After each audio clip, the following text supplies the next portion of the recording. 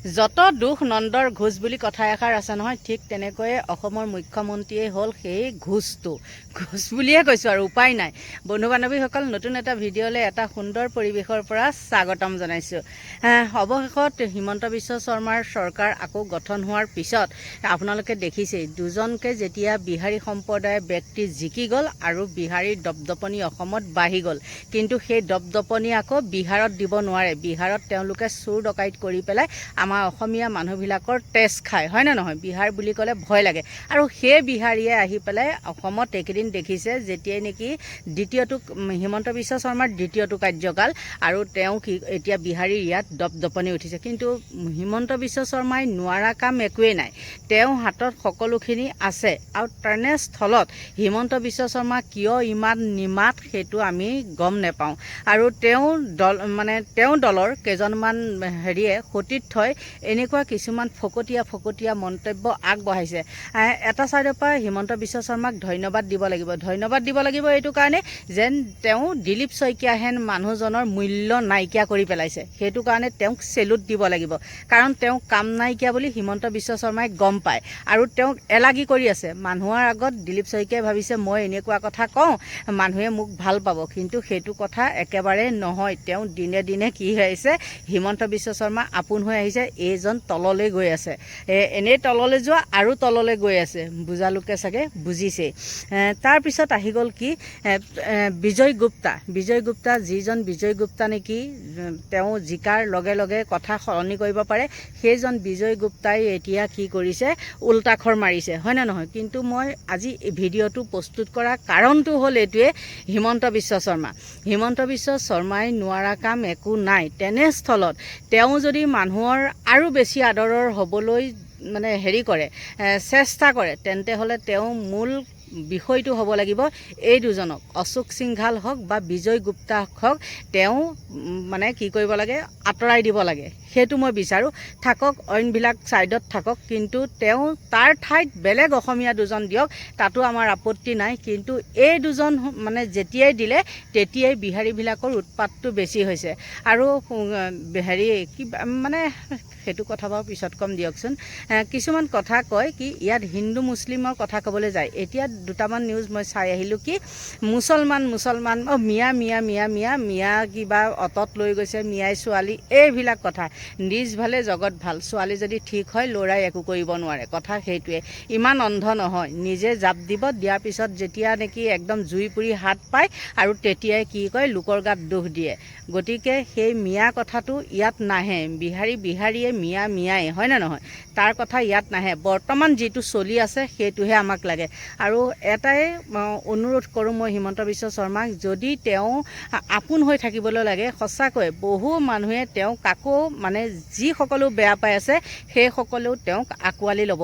এই দুজন, এই সিংঘাল বোলাজন আৰু এই গুপ্তা বোলাজন, তেওঁলোকে যাতে তাৰ পৰা কোনো এই মন্ত্ৰীবিলাকৰ পৰা যাতে অপসাৰণ কৰে, নহ'লে বিহাৰীক ৰক্ষা কৰিব নোৱাৰিব। হিমন্ত বিশ্ব শৰ্মাকে তেওঁলোকে টাৰ্গেট কৰি ল'ব। মই কৈ থ'লোঁ, কিন্তু কথাটো একে অপ্ৰিয় হ'লেও মই সত্য কথা কৈছোঁ আপোনালোকক, মিছা কথা মই কেতিয়াও নকওঁ। কাৰণ বহুত উৎপাত, আৰু ইহঁতৰ 2 নম্বৰী ধান্দাটো বেছি। বিশেষকৈ কি হয়, গাঞ্জা ব্যৱসায়, এইবিলাক ভাং চাং যে কয়, যে ভাঙকে গাঞ্জা কয় নেকি, এইসোপা কি নাজানো, দেখিছোঁ ইহঁতৰ উৎপাত বেছি, চুৰ ডকাইতো বেছি, মানুহলৈ ভয় নকৰে, কিবা ধৰণৰ আৰু একদম কিবা ধৰণৰ। গতিকে বন্ধু বান্ধৱীসকল, মই আজি এটা সৰু ভিডিঅ' ক্লিপ পালোঁ, চাওক। আৰু সকলোৱে কৈছে, বহুতে মেছেজো কৰে বা বহুতে কমেণ্টো কৰে যে হিমন্ত বিশ্ব শৰ্মাই এই দুজনক অপসাৰণ কৰিব নোৱাৰেনে, কাৰণ তেওঁতো নোৱাৰা কাম একোৱেই নাই। ময়ো ভাবোঁ, কিন্তু তেওঁ নোৱাৰা কাম একোৱেই নাই। তেওঁ এইটো কৰি দেখাওক, আৰু সকলো ৰাইজ তেতিয়া তেওঁৰ লগত একলগ হ'ব। বন্ধু বান্ধৱীসকল, চাই লওক আপোনালোকে সৰু ক্লিপটো। জাতি মাটি আৰু ভেটিৰ শ্লোগান ধোৱাচাঙত নিজৰ ঘৰতে আলহী হ'ব লাগিব থলুৱা অসমীয়া। অসমীয়াক লৈ কেনে বেয়া কথা নক'ব দেই। অসমীয়া গৌৰৱ কৈছে কিন্তু, অসমীয়া গৌৰৱ কৈছে কিন্তু, অসমীয়া বুলি কয়, অসমীয়া গৌৰৱ কৈছে কিন্তু। কোনেও ৰক্ষণাবেক্ষণ দিব থলুৱাক, স্বয়ং মুখ্যমন্ত্ৰীয়ে বোলে থলুৱা নহয়। অশোক সিংঘল, বিজয় গুপ্তা, শিলাদিত্যই এতিয়া অসমৰ হৰ্তাকৰ্তা। জাতি আৰু জাতীয়তাবাদ গ'ল। বহিৰাগতৰ চৰ ভুকু কিল খালেও অসমীয়াই সহ্য কৰিব লাগিব। বিজেপিক ৮২খন আসনত জয়ী কৰাৰ ফল ভুগিব লাগিব নেকি অসমীয়াই? যিখন ৰাজ্যত স্বয়ং মুখ্যমন্ত্ৰীগৰাকীয়ে নিজকে বহিৰাগত বুলি ফিতাহী মাৰে, সেইখন ৰাজ্যত এই থলুৱাৰ নিৰাপত্তা ক'ত? মহানগৰীৰ আৰ্যনগৰত এগৰাকী বিজেপি নেতাৰ নেতৃত্বত থলুৱা অসমীয়া বিৰোধী কাৰ্যকলাপ চলাৰ পাছতেই ৰাজ্যজুৰি এই প্ৰশ্ন উত্থাপিত হৈছে।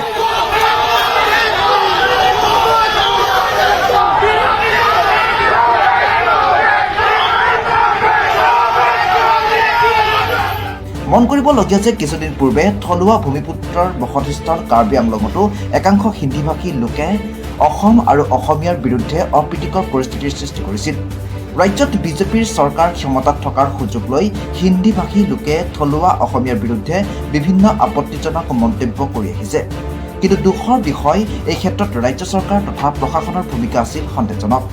অসমত হিন্দু লোকসকল সংকটত পৰা বুলি এটা নেৰেটিভ সৃষ্টি কৰি বিজেপি দল আৰু চৰকাৰে ৰাজনৈতিক সুবিধা লৈ অহাৰ বাবেই যে অসমত থলুৱা লোকসকল আজি নিজৰ ঘৰতেই আলহী হ'বলগীয়া হৈছে, সেয়া মহানগৰীৰ আৰ্যনগৰত সংঘটিত ঘটনাই পুনৰবাৰ প্ৰমাণ কৰি দিলে।